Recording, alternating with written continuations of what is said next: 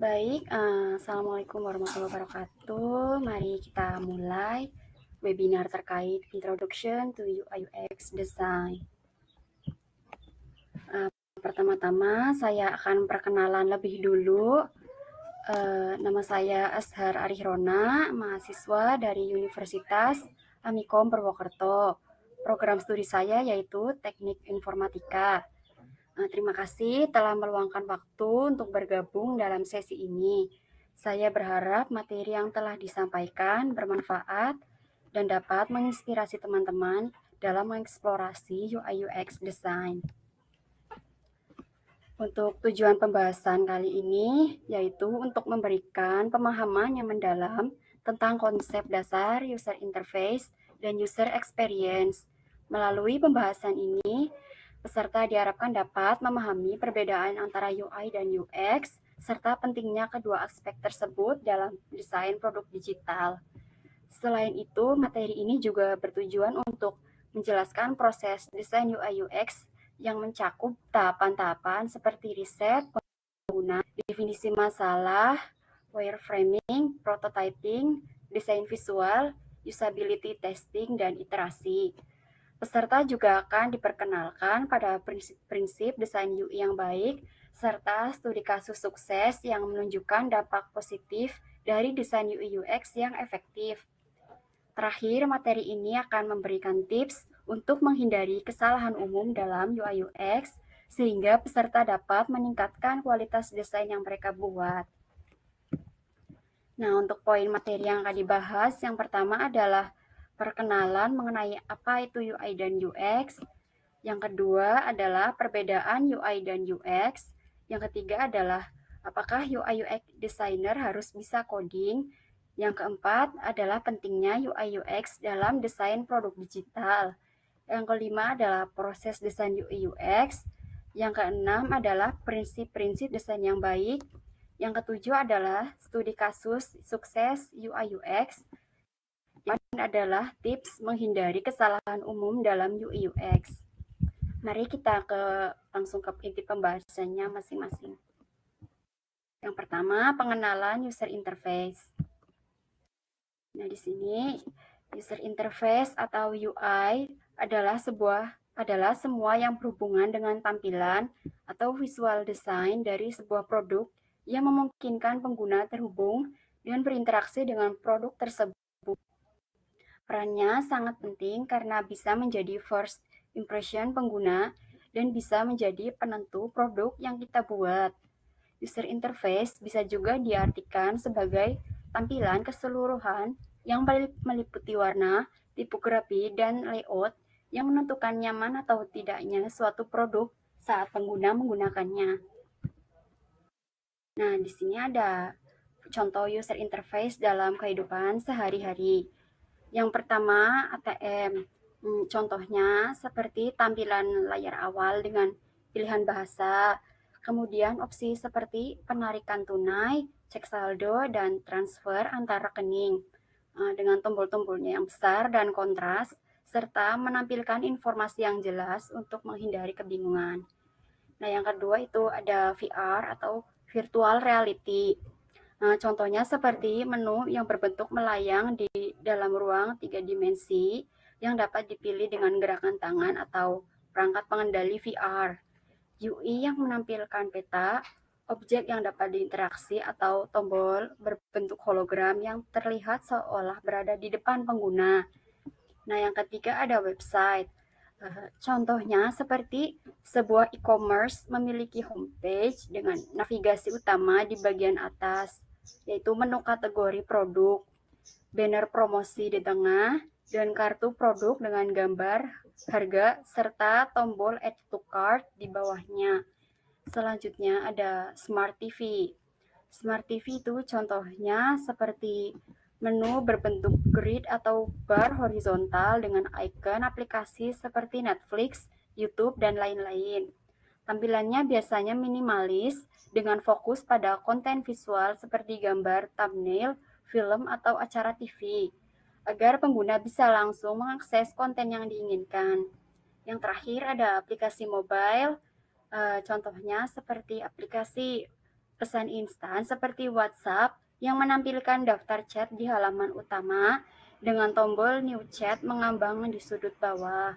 Navigasi utama menggunakan tab di bagian bawah layar untuk akses ke chat, status, dan panggilan.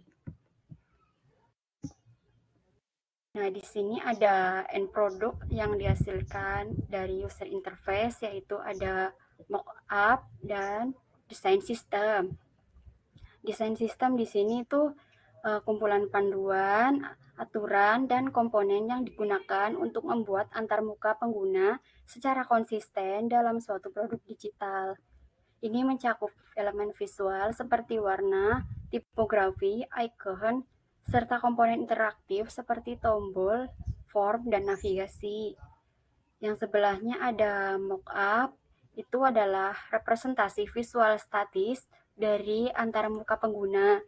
Biasanya mockup menampilkan desain dalam format gambar dengan detail yang mendekati desain akhir produk, namun tidak interaktif.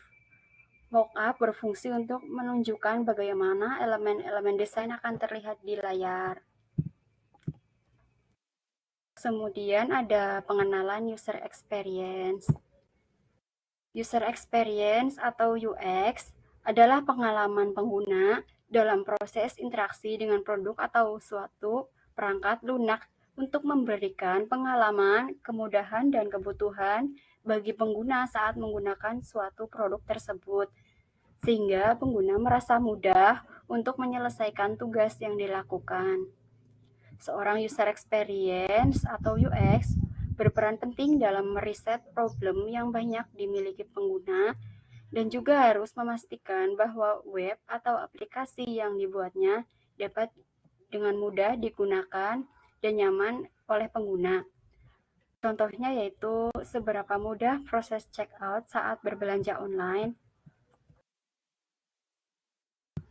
Di sini ada poin tujuan UX, yaitu untuk memberikan pengalaman yang baik dan menyenangkan pada pengguna. Yang kedua yaitu membantu user dalam mendapatkan informasi dan tujuan pada aplikasi. Yang ketiga yaitu memudahkan pengguna untuk menggunakan suatu produk. Yang terakhir yaitu efisien dan relevan bagi pengguna dalam menggunakannya. Ya, ini. Selanjutnya ada end product dari user experience. Yang pertama ada wireframe dan yang kedua ada user flow. Wireframe adalah sketsa sederhana yang menampilkan tata letak dasar antarmuka tanpa elemen visual. Digunakan untuk merencanakan struktur halaman dan posisi elemen-elemen seperti tombol dan teks. Yang kedua ada user flow, yaitu berupa diagram yang menunjukkan langkah-langkah yang akan dilalui pengguna untuk mencapai tujuan tertentu dalam aplikasi atau situs, memastikan navigasi yang logis dan alur interaksi yang efisien. Di sini ada perbedaan UI dan UX. Untuk user interface yaitu berkaitan dengan kualitas visual yang dimiliki suatu produk. Sedangkan user experience berkaitan dengan tujuan dan fungsionalitas produk. Yang kedua itu user interface memiliki komponen artistik yang berkaitan dengan desain dan antarmuka produk. Hal ini mempengaruhi apa yang dilihat, didengar, dan dirasakan oleh pengguna. Lalu untuk user experience yaitu memiliki banyak komponen sosial untuk riset pasar dan berkomunikasi dengan pengguna untuk memahami apa kebutuhan mereka. Poin terakhir yaitu user interface memiliki banyak komponen teknis untuk menghasilkan komponen desain untuk produk akhir. Sedangkan user experience berfokus pada manajemen dan analisis proyek melalui seluruh fase ideasi, pengembangan, dan penyampaian. Perbedaan UI UX di sini ada UI design dan UX design. Untuk UI design sendiri ada layout, color, typography, visual element, illustration, branding, dan sebagainya. Sedangkan UX design ada user persona, user journey, user research, analysis, competitive research, flow, dan wireframe. Nah, di sini apakah UI UX designer harus bisa melakukan coding? Dan jawabannya adalah tidak. Pada dasarnya, seorang UI UX designer hanya bertanggung jawab pada bagian perancangan produk dari segi tampilan visual maupun pengalaman pengguna. Tapi kalau bisa itu bisa jadi nilai plus juga. Nah, di sini ada poin pentingnya UI UX dalam desain produk digital. Yang pertama itu meningkatkan kepuasan pengguna, yang kedua meningkatkan konversi, yang ketiga memperkuat branding, yang keempat meningkatkan aksesibilitas, yang kelima meningkatkan efisiensi dan produktivitas, yang keenam mendukung inovasi dan peningkatan produk, yang ketujuh mengurangi biaya pengembangan. Di sini ada proses desain UI UX tahapannya. Berikut penjelasan masing-masing. Yang pertama ada riset dan pengalaman pengguna. Pada tahap ini tujuan utamanya untuk memahami kebutuhan dan perilaku pengguna, melibatkan metode riset seperti wawancara, survei, dan observasi untuk mengumpulkan data tentang target pengguna dan konteks penggunaan produk.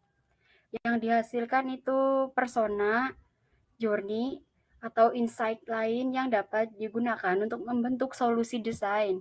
Yang kedua, ada definisi masalah. Setelah riset dilakukan, data yang terkumpul digunakan untuk mendefinisikan masalah utama yang ingin diselesaikan. Ini bertujuan untuk merumuskan tujuan yang jelas dan fokus desain. Misalnya, masalah yang diidentifikasi bisa berupa alur navigasi yang membingungkan atau proses pendaftaran yang rumit bagi pengguna. Yang ketiga, ada wireframing. Nah, wireframe seperti yang dijelaskan sebelumnya adalah kerangka awal desain, berupa sketsa sederhana yang menggambarkan tata letak elemen antarmuka. Tujuannya untuk menentukan posisi dan hierarki informasi di layar sebelum masuk ke desain yang lebih detail. Wireframe itu dapat berbentuk low fidelity atau high fidelity. Kemudian yang keempat ada prototyping. Pembuatan prototype yaitu pembuatan prototype yang berfungsi sebagai simulasi interaktif dari produk, memungkinkan pengguna dan tim untuk menguji alur navigasi serta fungsionalitas utama. Prototype dapat berupa klik interaktif untuk melihat bagaimana pengguna berpindah dari satu layar ke layar lainnya. Yang kelima ada desain visual. Pada tahap ini, elemen visual seperti warna, tipografi, icon, dan gambar ditambahkan ke dalam desain. Fokusnya adalah menciptakan antarmuka yang menarik secara estetika dan mudah digunakan, sekaligus memperkuat identitas merek. Yang keenam ada usability testing. Usability testing itu melibatkan pengujian produk dengan pengguna nyata untuk mengidentifikasi masalah penggunaan dan hambatan yang mungkin dihadapi. Feedback dari pengguna digunakan untuk menyempurnakan desain sebelum produk diluncurkan. Yang terakhir ada iterasi, yaitu proses desain tidak berhenti setelah satu kali pengujian. Iterasi melibatkan perbaikan dan penyempurnaan berdasarkan hasil usability testing.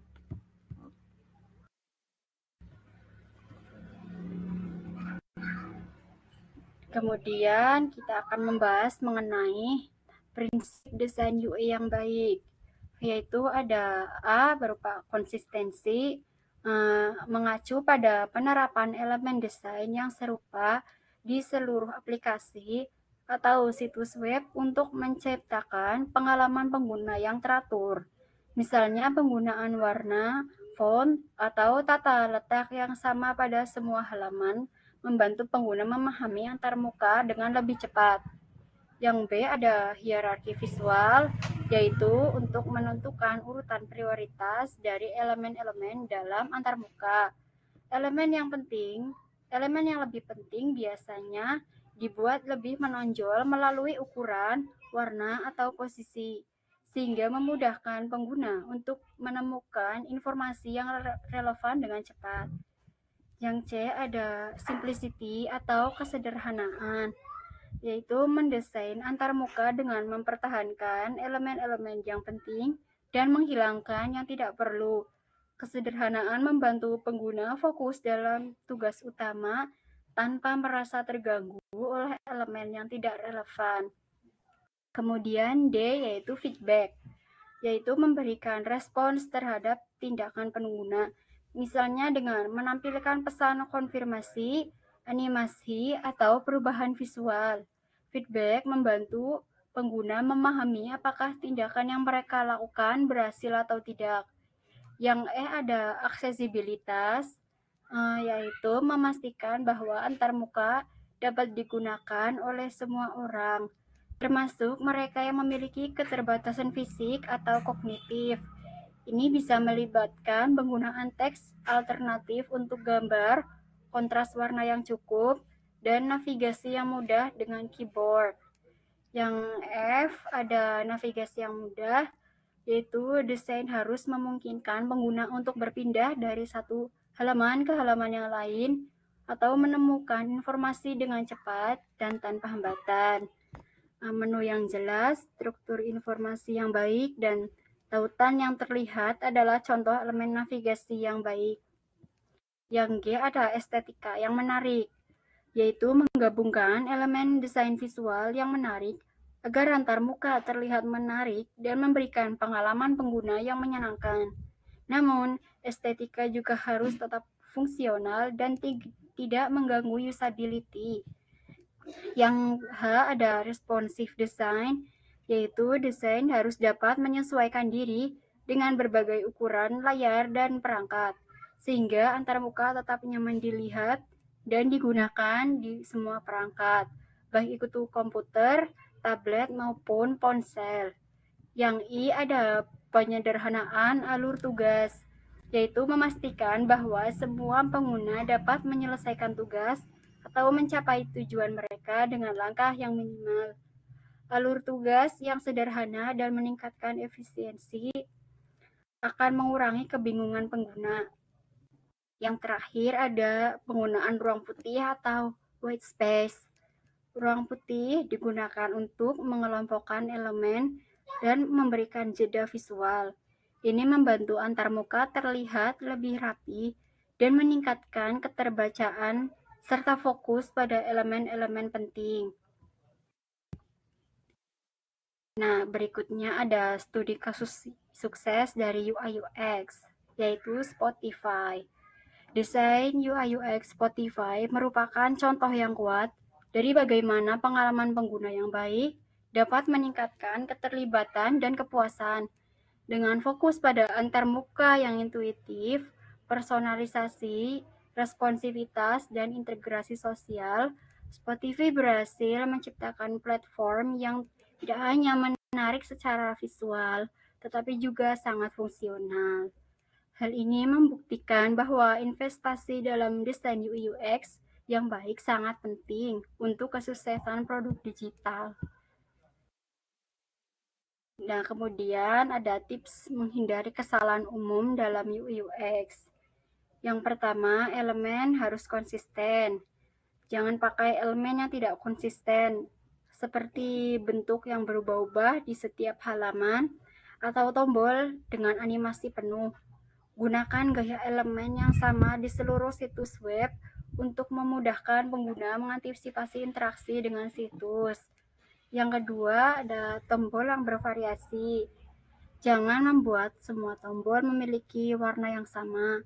Buat sedikit variasi, tapi tidak terlalu jauh dari warna utama dalam situs.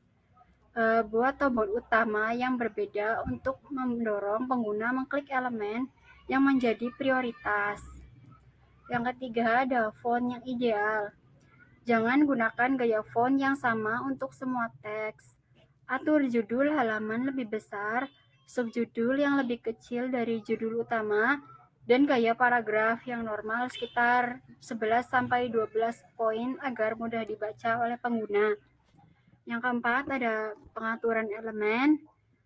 Jangan sejajarkan elemen terkait ke sisi yang berbeda, seperti gambar yang bertolak belakang dengan isi paragraf yang dibahas, atau tombol share sosial media yang berada di tengah halaman, sehingga menutup isi konten.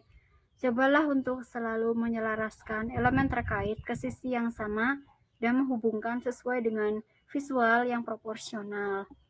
Yang terakhir ada warna yang sesuai.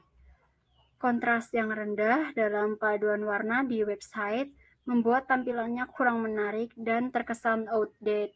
Ciptakan kontras yang sesuai dengan warna produk atau usaha yang Anda miliki dalam desain untuk mengarahkan pengguna dan memudahkan mereka untuk menyerap desain visual.